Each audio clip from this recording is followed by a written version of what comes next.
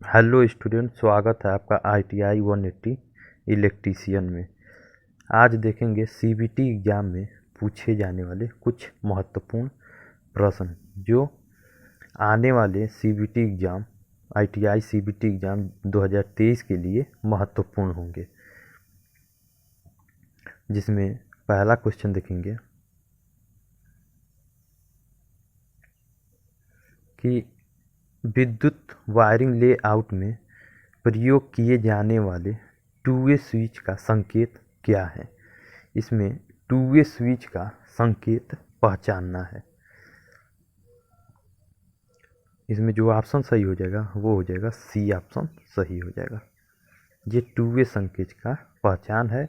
और two way switch में पूछता है कितने टर्मिनल होते हैं, तो टू वे स्विच में टर्मिनलों की संख्या 3 होता है। और किससे बना है, तो वो पीतल से बना होता है। अगला क्वेश्चन देखते हैं 2 नंबर।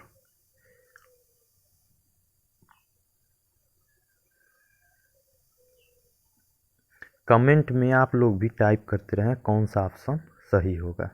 2 नंबर क्वेश्चन देखेंगे, वैद्युतिक वायरिंग में प्रयुक्त इंटरमीडिएट स्विच का संकेत है। तो इसमें इंटरमीडिएट स्विच पूछ रहा है, तो जल्दी जल्दी कमेंट कर दीजिए कौन सा सही होगा। इसका सही ऑप्शन हो जाएगा ए। इंटरमीडिएट स्विच के लिए ये क्रॉस में भी काम करता है और सीधा भी। तो इंटरमीडिएट स्विच जो होता है उसका संकेत या सिंबल होता है जो ए नंबर ऑप्शन में दर्शाया गया है। ये जो होता है ये पुश बटन होता है। ये टू वे स्विच है और इसे वन वे स्विच कहा जाता है। अगला क्वेश्चन देखते हैं 3 नंबर क्वेश्चन देखेंगे, वैद्युतिक वायरिंग आरेख में प्रयुक्त वन वे स्विच का प्रतीक निम्न में से कौन सा है। इसमें वन वे स्विच का पूछ रहा है, वन वे स्विच का प्रतीक कौन सा है।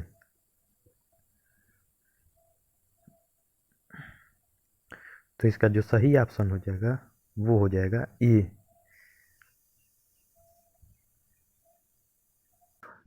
दो प्रकार के डायग्राम बनते हैं, एक वायरिंग डायग्राम होता है और दूसरा होता है जो उपकरण कहाँ लगाते हैं उसके लिए डायग्राम। तो यहाँ पे ध्यान देंगे तो जो वायरिंग आरेख होता है वायरिंग के लिए, उसमें वन वे स्विच के लिए प्रयोग किया जाता है। और जब वायरिंग आरेख के लिए पूछता है तो वन वे के लिए ये यूज किया जाता है। ये पुश बटन है और ये टू वे स्विच है। अगला क्वेश्चन देखेंगे 4 नंबर।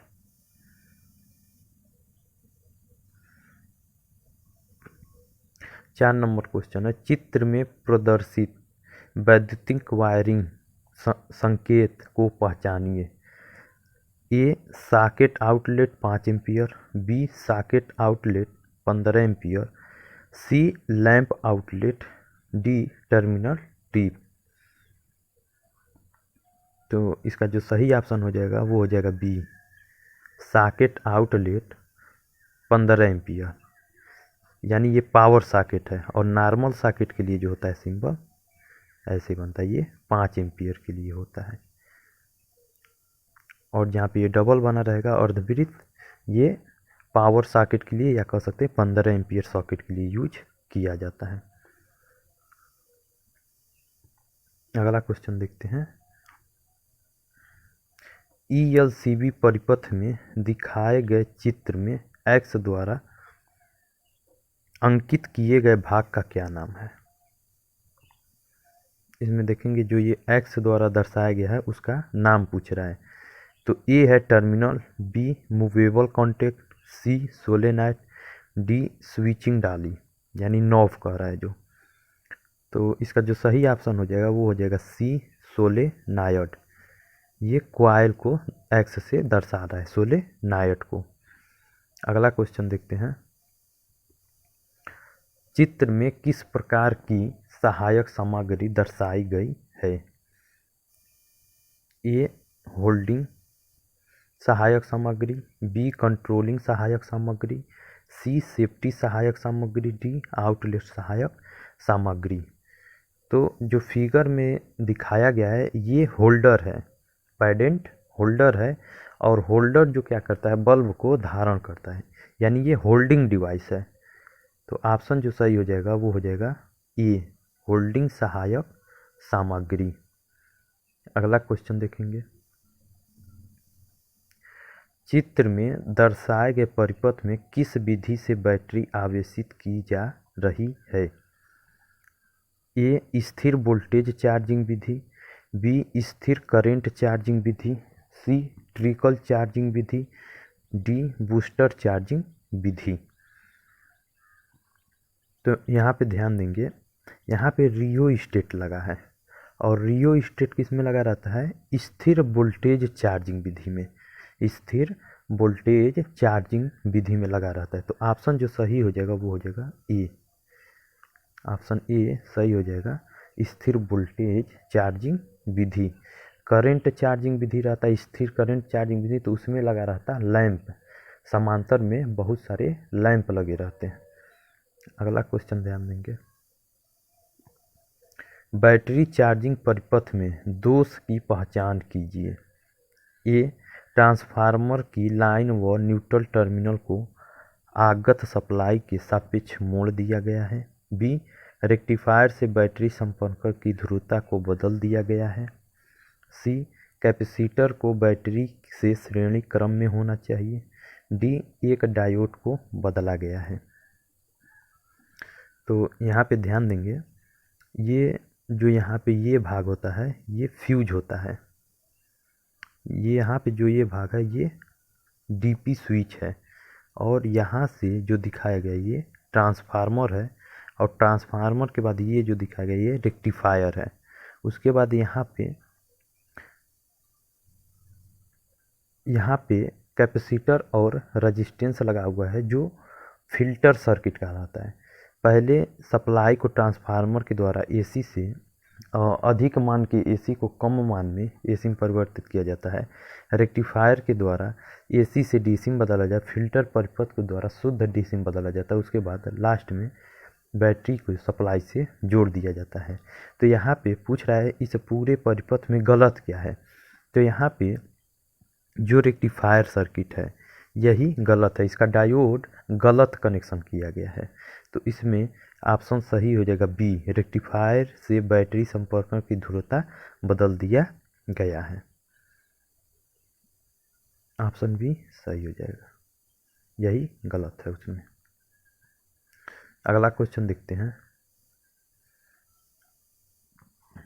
चित्र में प्रदर्शित बैटरी की आउटपुट वोल्टेज क्या है? आउटपुट वोल्टेज पूछ रहा है। तो ऑप्शन ए है 6, बी 4.5 वोल्ट, सी 3 वोल्ट, डी 1.5 वोल्ट। तो यहाँ पे बैटरी में ध्यान देंगे तो लिखा है 1.5 वोल्ट प्रति सेल, यानी एक सेल का 1.5 वोल्ट है, और इसमें लगा हुआ है 3 सेल, 1 2 3 सेल लगे हुए हैं। तो 3 जो टोटल श्रेणी में जुड़ा हुआ है, तो उसका जो फार्मूला होता है ई टी बराबर होता है यन ई, यानी यन सेलों की संख्या, तो सेलों की संख्या है 3, और इंटू ई जो है एक सेल का विद्युत वाहक बल, तो एक सेल का विद्युत वाहक बल है 1.5 वोल्ट। तो जब इसका गुणा करेंगे तो आ जाएगा 4.5 वोल्ट। ऑप्शन जो सही हो जाएगा वो हो जाएगा बी, 4.5 वोल्ट का ये सेल है, बैटरी है। अगला क्वेश्चन देखते हैं। चित्र में कौन सा संधारित्र प्रदर्शित किया गया है? ए माइका संधारित्र, बी पेपर संधारित्र, सी सिरामिक संधारित्र, डी आयल पैरावैद्युत संधारित्र। तो जो फिगर में दर्शाया जा रहा है यह आयल पैरावैद्युत संधारित्र है। ऑप्शन जो सही हो जाएगा वो हो जाएगा डी, सही हो जाएगा आयल पैरावैद्युत संधारित्र। इस संधारित्र में अचालक तेल भरा गया है। अगला क्वेश्चन देखते हैं। निम्न में से चालक का प्रतिरोध तथा चालक की लंबाई के बीच सही संबंध क्या है? तो यहाँ पे ध्यान देंगे, प्रतिरोध तथा चालक की लंबाई की बात कर रहा है, यानी आर की बात कर रहा है, और इसके प्रोपोर्शनल होता है L। तो ये समानुपाती होता है, यानी प्रतिरोध बढ़ेगा तो लंबाई भी बढ़ेगा, या लंबाई बढ़ाया जाए तो प्रतिरोध भी बढ़ेगा। तो इसका जो सही ऑप्शन हो जाएगा वो हो जाएगा ये डायग्राम सही हो जाएगा। अगला क्वेश्चन देखते हैं। परिवर्तित मान वाले प्रतिरोधक का संकेत है। तो कमेंट करिए सही ऑप्शन क्या होगा। परिवर्तित मान वाले प्रतिरोधक का संकेत है। तो यहाँ पे जो सही ऑप्शन हो जाएगा ए और बी दोनों ही परिवर्ती प्रतिरोधक होते हैं। परिवर्ती प्रतिरोधक का मतलब वेरिएबल, जिसके मान को कम और अधिक किया जा सके। अगला क्वेश्चन देखते हैं। दिए गए परिपथ I5 धारा का मान होगा। तो यहाँ पे किरचॉफ का धारा नियम लगेगा कि जंक्शन की तरफ आने वाली धाराएं और जंक्शन से दूर जाने वाली धाराओं का योग बराबर होगा। तो यहाँ पे देखेंगे जो 3 एम्पियर है वो जंक्शन की तरफ आ रहा है, जो 2 एम्पियर है वो भी आ रहा है, और जो 10 एम्पियर है वो भी जंक्शन की तरफ आ रहा है। और जाने वाली धाराएं क्या है, तो जो 4 एम्पियर है वो जा रहा है, और जो 5 एम्पियर है वो भी जा रहा है। तो पहले संगम की तरफ आने वाली धाराओं को जोड़ लिया जाए, तो टोटल जो संगम की तरफ आ रहे हैं वो 15 एम्पियर आ रहा है। तो 15 में से 4 को घटा दीजिए तो I5 में कितना बचेगा, 11 एम्पियर। तो ऑप्शन जो सही हो जाएगा वो हो जाएगा बी। ऑप्शन बी सही हो जाएगा, 11 एम्पियर। अगला क्वेश्चन देखते हैं। दिए हुए चित्र से x एवं y के बीच प्रतिरोध माप कीजिए। x और y के बीच प्रतिरोध पूछा है। तो ध्यान देंगे यहाँ पे जो 6 ओम और 2 ओम है ये सीरीज में है। तो जब सीरीज में है तो दोनों जुड़ जाएंगे तो टोटल हो जाएगा 8 ओम। 8 ओम हो जाएगा। तो 6, 24 और 8 का एलसीएम लेंगे तो सबका जो मान होगा वो कह सकते हैं 1/RT सीधे लिख दे रहे हैं, बराबर होगा। सबका जब एलसीएम लेंगे तो वो आ जाएगा 24, और 24 में जब 6 का भाग देंगे तो 4 बार में जाएगा, तो 4 हो जाएगा, प्लस 24 में 24 को 1 बार में, उसके बाद 8 3 बार में जाएगा। तो टोटल जोड़ेंगे तो कितना हो जाएगा, 8 हो जाएगा। तो सीधे RT बराबर कह सकते हैं 24/8, और 8 3 24, यानी जो ऑप्शन सही हो जाएगा वो हो जाएगा बी। 3 ओम टोटल प्रतिरोध आएगा। 3 ओम इसका सही ऑप्शन हो जाएगा बी। अगला क्वेश्चन देखते हैं। इस परिपथ में R3 शाखा में धारा का मान होगा। ए 10 ओम, बी अनंत, सी 0, डी इनमें से कोई नहीं। तो इसमें R3 का पूछा है कि धारा क्या होगा। तो यहाँ पे ध्यान देंगे R3 जो है परिपथ खुला हुआ है, और खुले हुए परिपथ में धारा शून्य प्रवाहित, यानी धारा प्रवाहित नहीं होता। तो ऑप्शन सी सही ऑप्शन हो जाएगा। अगला क्वेश्चन देखते हैं। सूची 1 का सूची 2 से मिलान करें। सूची 1 का 2 से मिलान करना है।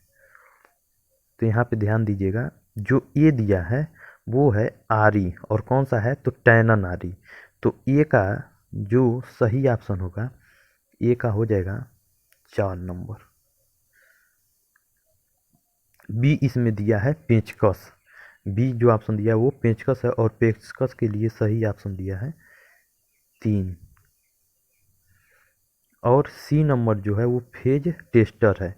फेज टेस्टर का दिया है पहला, और डी ऑप्शन जो है वो पोकर है। डी नंबर है पोकर, पोकर के लिए दिया है 2। तो इसमें ध्यान दीजिए सही ऑप्शन कौन सा हो जाएगा, बी नंबर ऑप्शन सही हो जाएगा। ऑप्शन बी सही हो जाएगा। अगला क्वेश्चन देखते हैं। चित्र में प्रदर्शित हस्त औजार को पहचानिए। अभी ऊपर ही देखे हैं, तो जल्दी से कमेंट करिए क्या है। ए नंबर है phase tester, B test lamp, C poker, D scriber. तो इसमें सही ऑप्शन जो हो जाएगा वो हो जाएगा पोकर। इसका यूज क्या है, तो लकड़ी वाले बोर्ड में पेंच लगाने से पहले छोटा सा छेद बनाने के लिए इसका यूज किया जाता है। अगला क्वेश्चन है। चित्र में किस प्रकार का प्लायर औजार दर्शाया गया है?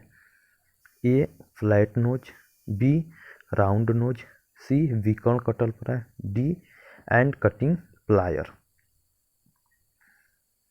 तो इसमें जो सही ऑप्शन है, ध्यान दीजिएगा, जो इसमें दिखाया गया है फिगर, ये साइड कटिंग प्लायर है और साइड कटिंग प्लायर को विकर्ण कटर प्लायर भी कहा जाता है।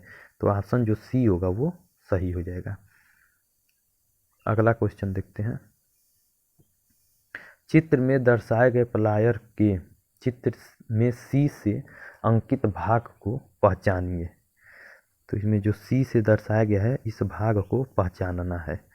तो ए ऑप्शन है फ्लैट ग्रिप, बी पिवेट, सी साइड कटर, डी ज्वाइंट। तो इसमें जो सही ऑप्शन हो जाएगा वो हो जाएगा बी पिवेट है। वीडियो कैसा लगा स्टूडेंट, कमेंट करके ज़रूर बताएं और चैनल पे नए हैं तो चैनल को सब्सक्राइब करें, जिससे अगली सभी वीडियो का नोटिफिकेशन मिल सके। धन्यवाद।